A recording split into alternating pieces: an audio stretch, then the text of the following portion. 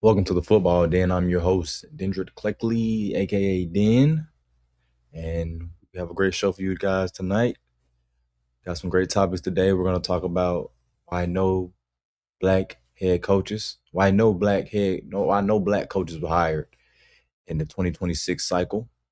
We're going to talk about Robert Kraft not being elected into the Hall of Fame. We end up getting the Hall of Fame class announced yesterday at the NFL Honors, so we're going to get into that. We're also going to talk about the coaching hires for Arizona. They got Matt LaFleur, the brother of Matt LaFleur, the brother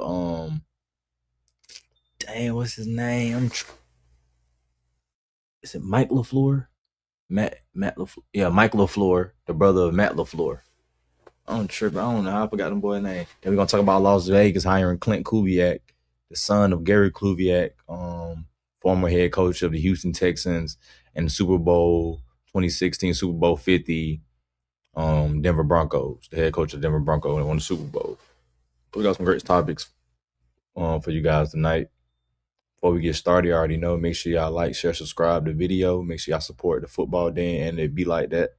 We will push out a lot of content on both channels. So I appreciate everybody to support her. And I also appreciate everybody to support the TikTok and always put y'all comments, even if you agree or disagree. Like I always say, if you agree with me, if you don't, I just appreciate you just giving an opinion about my opinion. So appreciate y'all for that. And hold on, let's get right to it. Let's get right to it. Hold on, man. Give me a second. So first thing we're gonna get into is the black head coaches, man. And I got a different opinion on this than most people. I got a totally different opinion on this than most people do. And I just don't care, bro, because I'm just gonna keep it real. And I feel like the problem with a lot of people pushing this narrative of why the NFL doesn't hire a lot of black coaches, I think it's really BS. Oh, my bad, not that. It's not that. Hold on. Let me edit that. Hired.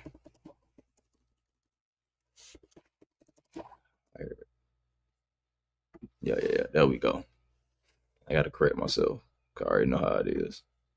Hold on. There we go. All right. So look, man. So if you all know, there's no head coaches that are black that got hired. That were black that got hired during this cycle of coaching in 2026. There were 10 openings, and the last two openings was Arizona and Las Vegas.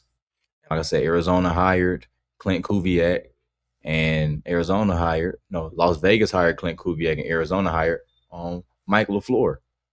And there's been a lot of uproar during the Super Bowl weekend. I mean, Super Bowl week, people talking about it, giving their opinion on it. Some people saying it's because the owners don't want to give black coaches no power. You got people saying that it's because they don't want a black coach running the system. They're just stupid stuff, bro. A lot of stuff that I totally disagree with. Um, they're not comfortable with having a black head coach. You know what I'm saying? Just a lot of things. And in my opinion, bro, to be honest with you, bro, a lot of times, man, I don't even believe it's none of this. I don't believe owners care about race, bro. I just don't.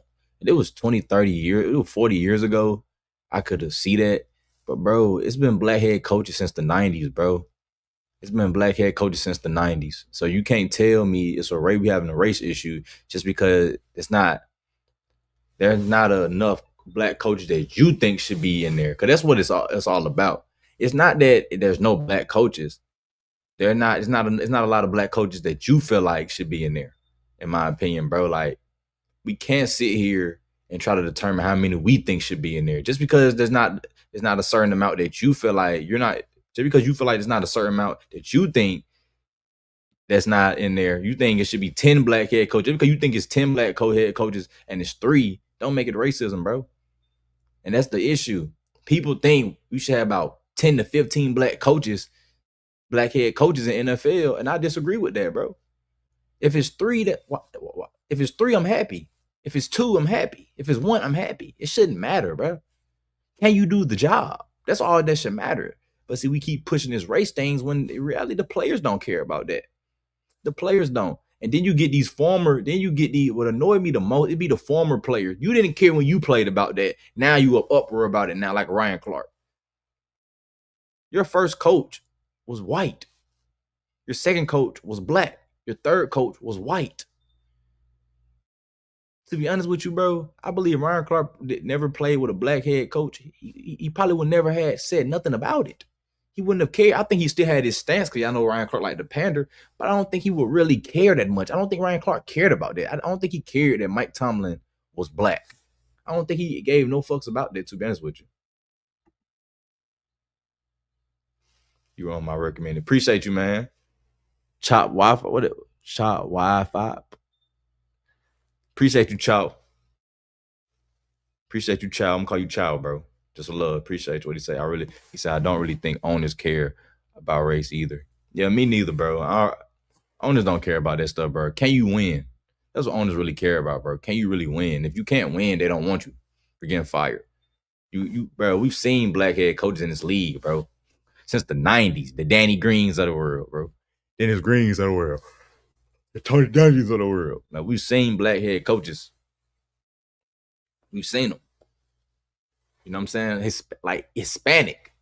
What's my boy name is? What's my boy Tom Flores, who's like Hispanic. It's like we've seen like non-white head coaches in NFL be successful, bro. But we keep complaining every year, or it's not enough, or we don't have one this year, but we still do. Like just because we don't get one this year, don't mean we don't have none. And that's the problem. People are just choosing to complain about something that's irrelevant. Like nobody cares about this in real locker rooms. If you talk to NFL players, they don't care about this. And then when these guys retire, then they start pandering and playing to it because they know the world likes the people that pander. They play to it for clicks and likes. So they gonna sit on TV and sit there, yeah, bro, it's crazy. NFL keeping black. They don't want a black man to be a leader. It's like Shady McCoy, you never cared about that, bro. You never cared about having no black head coach, bro. You just wanted to win, bro. So why you complain about it now? When you play, you didn't care. So why you care now? Stop pandering. To me, that's pandering because you never cared when you played. Most players don't care about that. There wasn't no black head coaches hired this year because it just wasn't. The coaches that were available probably weren't good enough. The guys that probably got hired probably were just better candidates for that team. I just can't be that. Oh, well, there's no outward of that. That doesn't get you clicks and likes. I know it don't. Just being simple don't get you clicks and likes. You gotta overdo. You gotta go overboard to get clicks and likes. That's what these dudes do. They pander because they know they get clicks and likes. Me, I'm not doing that. I'm just gonna be honest. There just was no good candidate. Anthony Weaver just left the Dolphins. Head coach got fired. Now he with a new team because the head coach got fired. That's who you gonna hire? The new Steelers defensive coordinator who just got fired with the Raiders when they told Pete Carroll go packing that he was part of their staff. You gonna hire him? Brian Flores, the guy that sued the NFL, called the NFL racist. What owner is going to hire Brian Flores to be their head coach after he called the NFL racist? I don't even get why he doing interviews. How you gonna call us racist but still want a job from us? It's crazy to me. It's insane, bro. You call me racist and still want me to hire you. That doesn't make sense, bro. That doesn't make sense. It just doesn't, bro. It just doesn't make sense at all, bro. Like a little kid showing out, showing his butt off in front of his parents. And then now he wants some ice cream. It's like, no, you're not getting that, brother. You want to be rewarded for doing something bogus, for doing wrong. He was wrong for doing that for some NFL. You got fired from the Dolphins because you underachieved. If you'd have just took your L from the Dolphins, Brian Flores would be a head coach right now. But since your ego hurt, so now you like, nah, I can't take this. I can't take this, bro. I can't take that I underachieved. Now I had to be something else, racism. So let me push that narrative. Even though I got a white wife and all these, I got a white wife. Has racism stopped you from marrying your wife? But it's racism in NFL. NFL, racism in NFL stop you from being a head coach once you underachieve, bro. Brian Flores Going to those seasons and Brian Flores was the Dolphins head coach, people had high expectations from the Dolphins for the Dolphins. They did. And he underachieved both years. People complained about Brian Flores. What you kept doing for Tua? You kept starting Tua and taking him out for Ryan Fitzpatrick, knowing they can mess up a quarterback's confidence, but you didn't care. You kept doing that. People criticized you about that. You didn't even really believe in the quarterback that got drafted to the team, which is Tua. You never believed in him. There's reports that you told him that you wish they would have got Justin. You told him that y'all really wanted Justin Herbert. Why would you tell your quarterback that? Now, I know you could say that you're trying to build something in them, build that courage in them, build that man in them, that dog in them. You know what I'm saying? But he didn't feel that way. You wrote a lot of the players the wrong way. And we can be honest. We can say maybe it's not that you were a bad coach. Maybe just the players soft and probably, bro, your type of coaching doesn't work nowadays because he do soft. You can make that argument. But you still got fired for underachieving, Brian. Then you went and you sued the NFL, being a sore loser. You sued the NFL for racism. And now you still try to push every time you don't get a job, you still try to push that narrative. Or you say it without saying it, and just like owners see this, like every time we don't give him a job, look at him. I feel like Brian Flores can get a job next year. He didn't get a job this year. He can get a job, and he just gotta be quiet, bro. Just shut up. If he shuts up, he'll get a job next year. If he don't, that's on him. But yeah, this is my quick little opinion on it. To me, it's not a big opinion. It's not a big topic. We like some of this stuff just get like overblown, over exaggerated, and that's just black coaching. No black coaches hired in 2026. Like it's not that deep, bro. It's really not. It's not. It's not. We trying to make stuff that's deep. That's really not. But no player cares about this, bro. Are you a good coach or you're not? Romeo Crennel was a terrible coach. D'Amico Ryans is a great coach. Who cares, bro? Can you coach? Period, point blank. If you can coach good, we're going to say you good. If you can't, we're going to say you suck. It is what it is, bro. Move on. But to sit here and try to make a big deal, nobody got hired that was black as a new head coach in NFL. Like, no, cool. Or they fired Raheem Morris. Well, he underachieved too, like Brian Flores. You know what I'm saying? Carolina won 8 games to win the NFC South, bro. Falcons lost to the Dolphins and Jets last year. Bro, bye-bye, Raheem. Like, miss me, bro. Miss me. 2 of the worst teams in the NFL we lost to, bro. Everybody would be knowing, bro. Everybody would be knowing. We lost to 2 of the worst teams in the NFL, bro. So get out of here, man. I don't want to hear that, man. No black coaches getting hired in this cycle. It's gonna be straight. It ain't that deep. It'll probably be 1 or 2 get hired next cycle in 2027, and then people gonna overblow them. Oh, this is one of the greatest things ever. Even though we got Todd Bowles, D'Amico Ryans coaching teams, it's just sad, bro. Very sad. We got Glenn at the Jets. You know what I'm saying? He going on year 2. But man, it's just sad how we just love to just push these narratives out that nobody really cares about for real, especially the players that actually play on the field. It's the media trying to shove this down our throat, push all this stuff down our throat to make us believe that no coaches that were black got hired. No black coaches got hired as head coaches this cycle. They want us to believe that no black coaches that got hired as head coaches in the 2020 cycle is a big deal, and it's really not. It's just not. And as people, we just got to stop pandering, and we got to stop just believing anything. We so gullible, bro. The world is so gullible, bro. So green to where we just believe anything they say. Oh my God, this is one of the crazy. Oh my God, this is not good for the NFL, bro. The NFL gonna be good regardless of who coaching, bro. Can you coach or not? It don't matter, bro. Stop pushing these narratives out there, bro. Nobody cares about that. The players don't. I don't hear no players going up, bro. Oh, our coach isn't black. Our new head coach isn't black. They don't care. Okay, what is your X's and O's to get us over the hump so we can actually win, make deep playoff runs, and try to compete for a Super Bowl? That's what these guys care about. They don't care about no black coach not being a head coach. They don't care about that stuff, bro. They really don't. They might not say it publicly behind closed doors. They don't care. The guys in Houston, they like D'Amico because he's a good coach. The Bucks, they like Bowles because he's a good coach. It's not about no skin color, bro. Can you coach or not? Because they suck, them guys want D'Amico up out of there. If the Bucks sorry, they want Todd Bowles up out of there. Todd Bowles, this is Make it or break it year for him. Going on what is it? Going on year 5 as the head coach. He going on year 5. This is a make it or break it year for him. If they don't make the playoffs, make a deep playoff run, he will be fired. He will be fired, especially with all these weapons. Because they fire him, they're going to bring an offensive minded guy in, especially with all the weapons they got on Tampa Bay. But like I said, man, nobody really cares, bro. So stop it, bro. Stop it. Stop pushing these narratives out here. Because these narratives, they're fake, bro. They're fake, and nobody really cares about them. On to the next. Now we got my boy Robert Kraft not being elected into the pro football the Pro Football Hall of Fame. And when I heard this news, I was shocked because Bill Belichick ain't get in. You know what I'm saying? We talked about that last week. Bill Belichick not getting in. And now the owner of the team that Bill Belichick coach, he's not getting in. And they introduced the class, and I'm going to talk about that after this to give y'all my opinion on that. But just sticking on just Robert Kraft, it's a shame that, and I didn't even know this, Robert Kraft actually been waiting 14 years to get in the Hall of Fame, bro.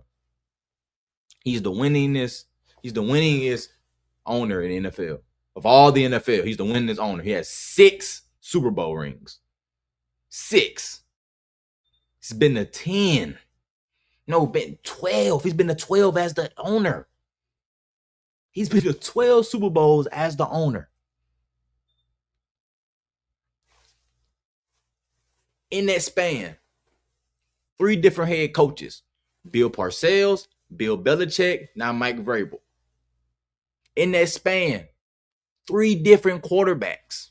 Now, one got majority of it, but still 3 different quarterbacks too with those 3 head coaches. Drew Bledsoe, the guy that replaced Drew Bledsoe and made the Patriots into one of the greatest franchises of all time, Tom Brady, and the guy now that's on the verge of expanding the greatness of the Patriots, playing in the Super Bowl this Sunday, and Drake May. And he's also an MVP runner-up. And he don't get in the Hall of Fame? He doesn't get in the Hall of Fame. You put in a guy, I'm not going to say his name yet, but you put in a guy, and the only reason you put him in is because the Super Bowl is in San Fran. You put a guy in that was on the same ballot as Robert Kraft. You put him in before Robert Kraft. Not because of his greatness, not because he was the best available, not because he had the better career, and not because of his impact. You put a dude in just because it's in San Francisco. Super Bowl is in San Francisco. Oh, he played for the 49ers. Might as well put him in and announce him in San Francisco because he's a 49er. What are we doing, bro? What are we doing?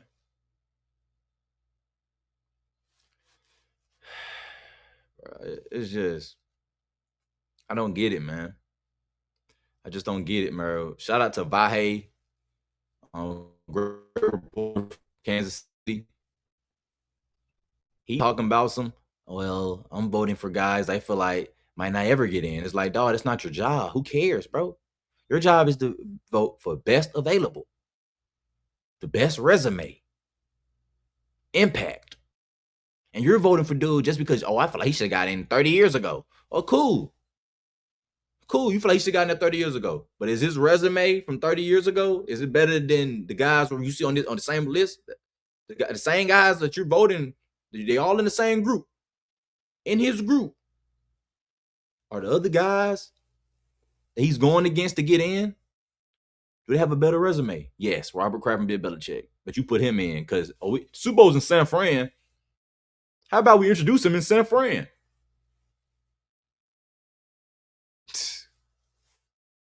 And you wonder why people look at the Hall of Fame as a joke. You don't put one of the winningest owner, you don't put the greatest owner in NFL history in the Hall of Fame. One of the greatest owners of all time. Very impactful.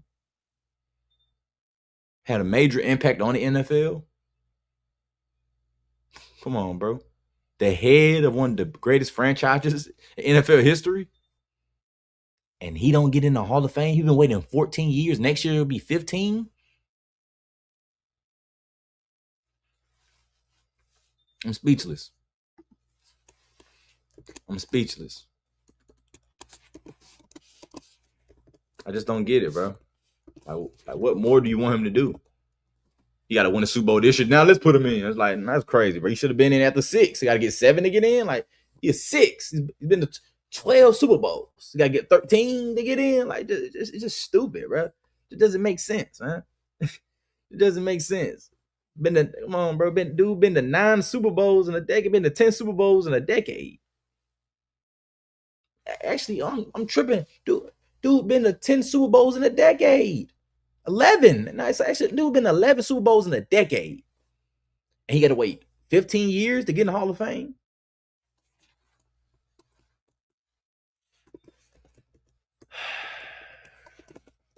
I just don't get it, man.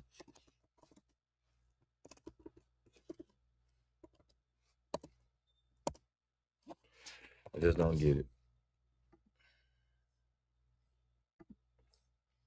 We moving on, bro. I'm speechless, y'all. I can't even give you no opinion for it. I said all I could say. I just gave you the stats. I just gave you the accolades. I gave you the resume.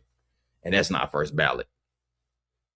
You got to wait 15 years with that resume. You got to wait 15. Come on, bro. 10 plus years to get in the Hall of Fame with that type of resume. It's crazy work. It is what it is. Let's move on, man. Now, Robert Kraft and Bill Belichick didn't get in, but the class of 2022, the Pro Football Hall of Fame class 2022 was announced at NFL Honors, which was yesterday. And FYI, the NFL Honors was terrible, bro. Just terrible. Just super terrible. Just super duper terrible. Like, I can't watch, bro. I can't even watch. Bro, I ain't gonna lie to you. When the folks come out there, they try to joke.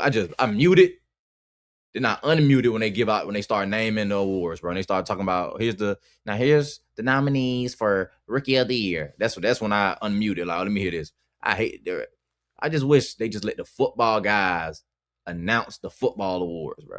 And stop trying to have all these celebrities make it Hollywood and goofy and stuff. It's like, I don't get it, bro. I just don't get it. Like, especially that Drewski jump. Like, to me, like, it's time and place. You want to do that, go to BET, bro, and do that, bro. Don't do that NFL honors, bro. Say that man's name right, bro. Be professional, bro. You know, and that's a big achievement for him. He ain't joke. He don't want to joke about that. He don't need his name joked on because you want to be funny, bro. Like, chill out. But that's what happened when you try to bring goofballs to an NFL event when it should just be really NFL players giving out these NFL awards. Former Offensive Player of the Year, a former Offensive Player of the Year winner should have gave out the award. That's how it should be every year. Former guys that won the award previously should give the award out to the new guy. That's how it should be every year. And you can pick from a buttload of them. You know what I'm saying? It's about 40 to 50. It was about 30 to like 40 to 50 winners. So you can pick who you want each year, who you want to give out the award. That's how you should do it, bro. And just keep it simple. Keep it like that. Shoot, I feel like Peyton Manning the MVP award every year. Him and Aaron Rodgers, since they're like top 2 of winning it, Aaron Rodgers got 4, Peyton Manning got 5. Jim Brown gone, so he can't do it. But them the two dudes, I feel like every year Aaron Rodgers at the NFL Honors, if he retiring or not, should give out the award of Peyton Manning. But they always gonna get a celebrity to do it. And I just think, to me, it's lame, bro. I just think it's lame. But let's get back to it. The Pro Football Hall, I just had to get it off my chest, bro. It was bad. But the Pro Football Hall of Fame class 2026 was announced. And the class is Larry Fitzgerald, Luke Kuechly, Adam Vinatieri, Roger Craig, and Drew Brees. And I'm not gonna lie to y'all, this is actually a good class. It's a good class. It's better than last year's class because there's more impactful players on this class than last year. You still had Jared Allen, you had Antonio Gaines, very impactful. Sterling, very impactful. Eric Allen, in my opinion, kind of in my opinion, I would have put Luke Kuechly over Eric Allen, and I feel like they would have took that 2025 class over the top.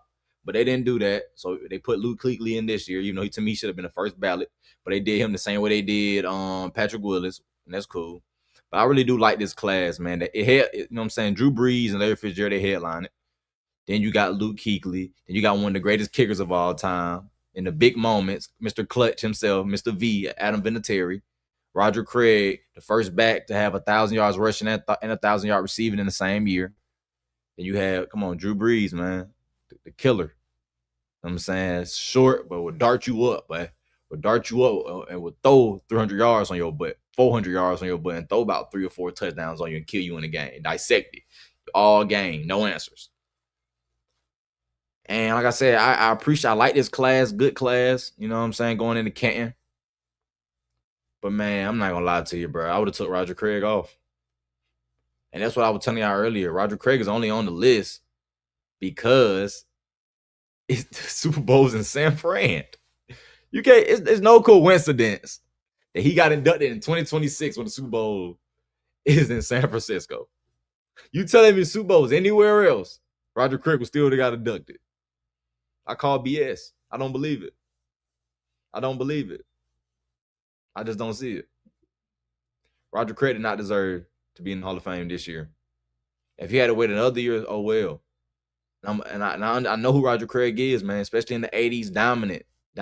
You know what I'm saying? Made the West Coast offense what it is today as a running back. Very dominant, very impactful with the 49ers. 3 Super Bowls. But come on, y'all. Over Bill Belichick? Over Robert Kraft?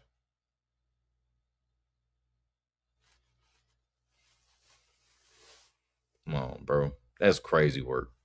Crazy work. But y'all trip shout at, but when people just do dumb stuff, bro, you just say shout at. And that's how I feel like NFL, man. Shout at, bro. NFL is shouted. And they add tripping, bro. I don't get it. I don't get how you can not put Robert Kraft or Bill Belichick over Roger Craig. Like, why would you put Roger Craig in just because the Super Bowl's in San Fran? And that's my theory. That's my theory, bro. That's my opinion. I feel like they put him in because the Super Bowl's in San Fran. I don't think if the Super Bowl was anywhere else, they wouldn't put him in. I don't think Roger Craig would be walking on that stage yesterday. He would have got their phone call, you're not in. I think Bill Belichick, Robert Kraft would be in. But since the Super Bowl, they're like, we got to put Roger Craig in. We got to put him in. And that's what happened. They can say other things, but I don't believe that. I don't believe it. You can't sit around here and tell me that Roger Craig, who played for San Francisco for 7 or 8 years, get inducted into the Hall of Fame and get announced at the Hall of Fame in 2026 in San Fran, and tell me that's not a coincidence. You can't tell me. Come on, bro. They pushed this. They wanted this to happen. Appreciate that, Morgan. They wanted this to happen. They wanted all this to happen. Let's push Bill Belichick and Robert Kraft back for Roger Craig. That's insane. That's wrong. It should be the best available. And they're not doing that because it's not about the best available no more. It's all about entertainment. The Hall of Fame is now more about entertainment than just being real and being authentic, bro, and putting the best in. It's not about it no more, bro. It's not about being sacred, being exclusive. It's not about that no more. It's about, let's do this for this. Let's put him in because it's going to blow up this. Like, no, we're not doing that, man. We're going to put who got the best resume. Put your resume on the table. Pick the ones that got the better resume, and they go in the Hall of Fame. It ain't about, well, he had to wait 60 years, so you need to put him in the Hall of Fame. Oh, he almost on his deathbed, so you got to put him on the Hall of Fame. Oh, he on a breather. Oh, he on a breathalyzer. Oh, he on a breathing machine. My bad. He on a breathe. Oh, I said breathalyzer. He on a breathing machine, so he should get, like, man, we don't care, bro. He on his deathbed. If the resume don't fit, I'm putting the dude that's alive that resume fit. I'm just sorry. I'm gonna put the dude with the best resume. Your resume ain't it. Your resume ain't it. And for us to put dudes in because they on their deathbed, because they on the breathing machine, they got 3 months to live. That's wrong. You can say I'm an a-hole, but bro, I'm just sorry, bro. I'm gonna keep it 100. We're not doing that. Because if you don't have to wait 30, 40 years, because they ain't think you a Hall of Famer, what make you a Hall of Famer now? Because you're on your deathbed? That's crazy to me. I'm just sorry, bro. Like I said, I respect this class. Nice class. You got Larry Fitzgerald. Dog. What he did with Arizona, the numbers he put up, the longevity, the consistency, no matter who the quarterback was, respect. We talk about Luke Kuechly. Came out the Gator dog. Led the league in tackles rookie year. This next year, defensive player of the year. Him and Brian Urlacher, only 2 guys that ever done that. Adam Vinatieri got all the records, most points, 24 years kicking, longevity, Iron Man, dog. Was consistent with the Patriots, was consistent with the Colts. Won a Super Bowl with both teams. Helped both teams have deep playoff run. Help both teams have deep playoff runs in the NFL every year. Appreciate him, dog. Deserve it. Roger Craig, like I said, a dog with the 49ers. First player in NFL history, 1,000 yards rushing, 1,000 yards receiving. I understand his greatness. Drew Brees, 13 Pro Bowls in 20 years. Threw for 5,000 yards like 4 or 5 times. Second and third in all passing categories. Dog at only 6 foot. Dog. I like I said, I love this class. But you can't put Roger Craig in this just because the Super Bowl is in San Fran, bro. That is wrong. I'm just sorry. That's how I look at it. That is wrong. And there's no way you can tell me that Roger Craig is more worthy to be in the Hall of Fame before Bill Belichick. Because he's not. Bill Belichick is. Because his resume is above Roger Craig's resume. His resume as a coach is better than Roger Craig's resume as a player. Robert Kraft's resume as an owner is better than Roger Craig's resume as a player.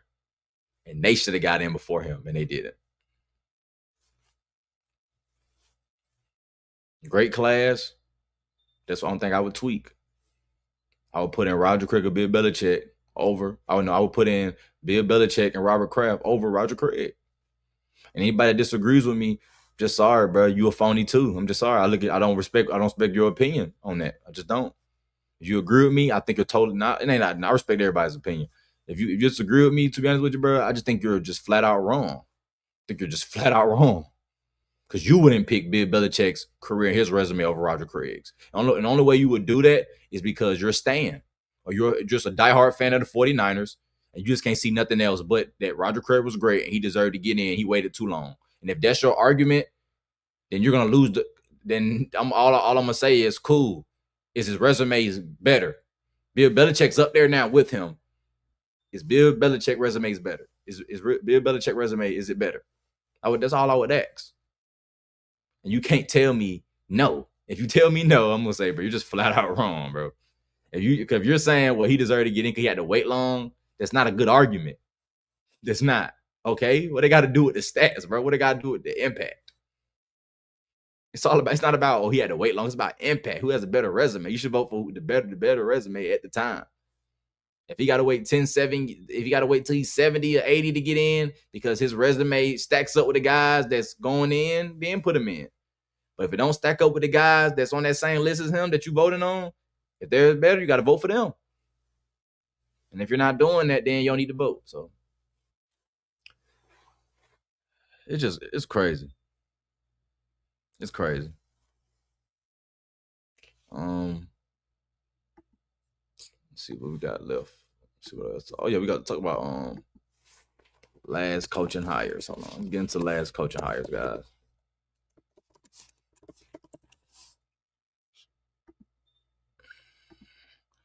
For the last coaching hires, we had Las Vegas. They hired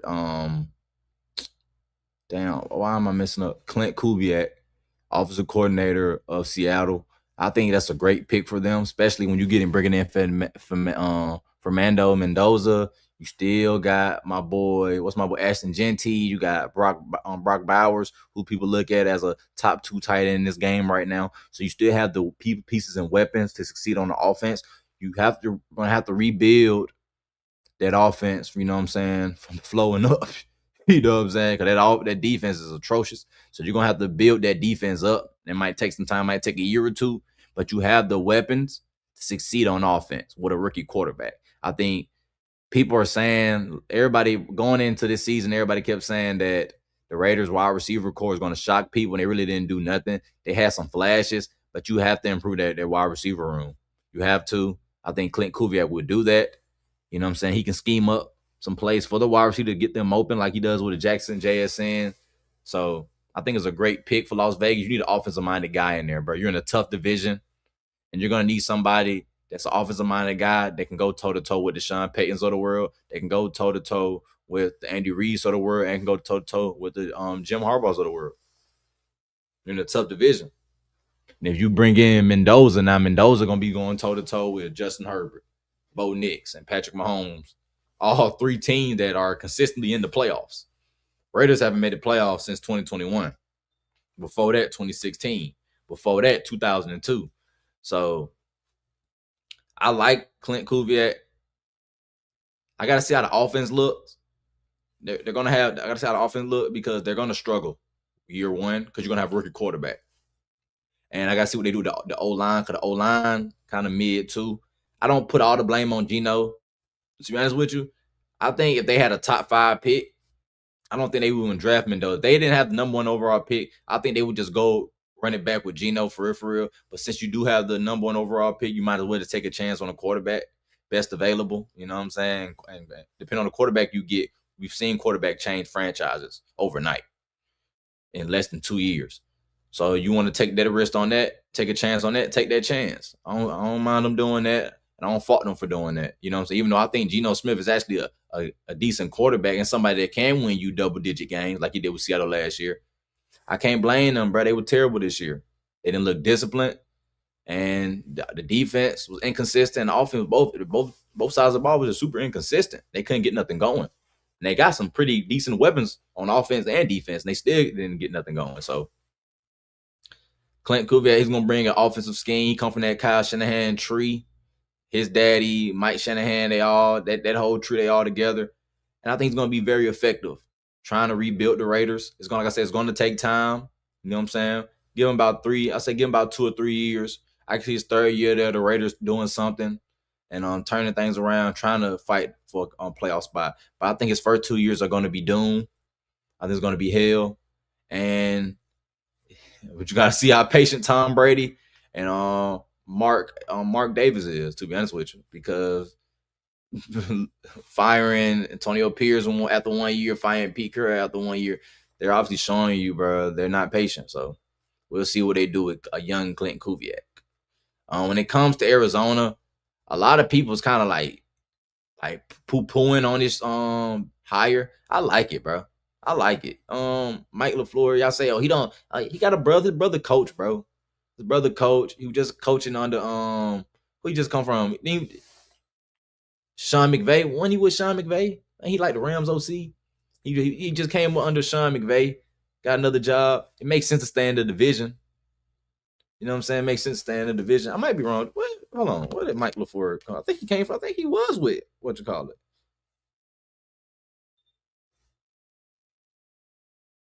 Yeah. He was offensive coordinator. Yeah, he was offensive coordinator of the Rams. Yeah, I was right.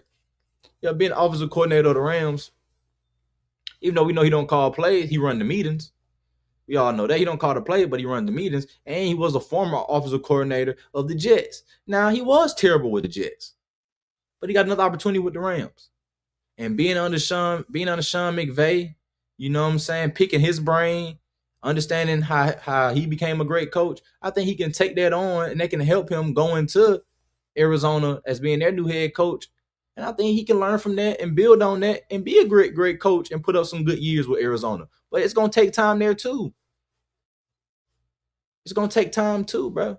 I don't think you can change everything around in 1 year or 2 years in these two teams. These franchises are in need, bro. They need help. 30 cents a day. They need something, but they need $1. They need something, but they're desperate right now. And it's going to take time. It's going to take time. Like I said, 2 guys, LaFleur, Kubiak, both offensive-minded guys. But how's the defense going to look? If you're Arizona, you need to trade Budda Baker. I know you love him. I know you love him. You know what I'm saying? He's been there all his whole career. If you want to get to the next level, Budda Baker is one of the best safeties in the game. You can make an argument he is the best safety in the game. Dog. Always consistent. Always the bright star on the team, no matter the team. Got 10 or 14 losses in the season. The guy that jumps off the screen on that sorry-ass team is Budda Baker. I would trade him, bro. Trade him, get some compensation, move on from him, and try to bring some young guys in, some young pieces, fresh and hungry pieces in to try to get your team over the top, bro, and compete in the NFC West. Same thing with the Raiders. I'll trade Max Cosby in a heartbeat.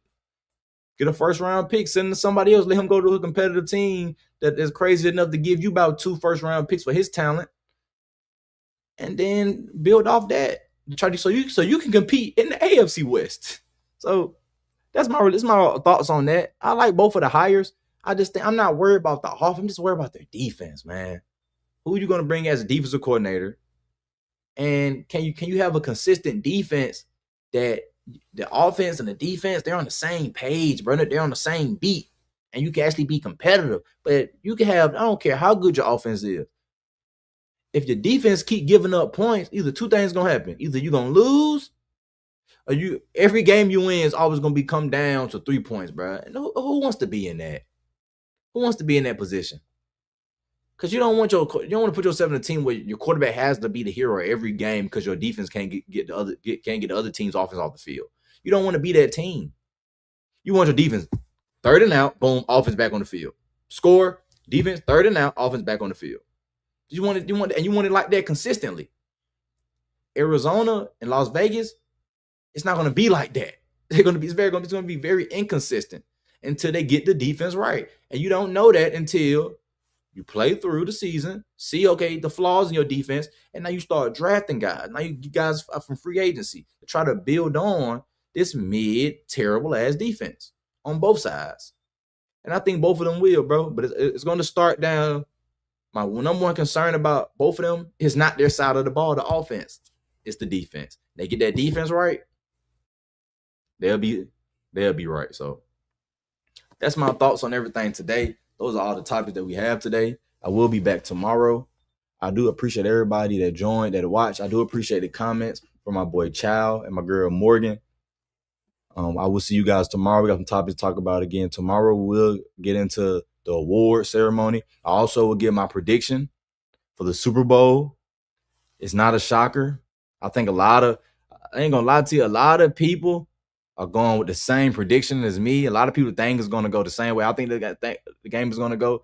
So you might be what I'm saying might be something you didn't heard all week about how the Super Bowl is going to go. I think it's going to be very one-sided, but that's all I will say. That's all you will get from me until tomorrow. But like I said, I appreciate everybody that watched the pod today. I appreciate everybody that gave a comment, and I will see you guys tomorrow. Have a great night.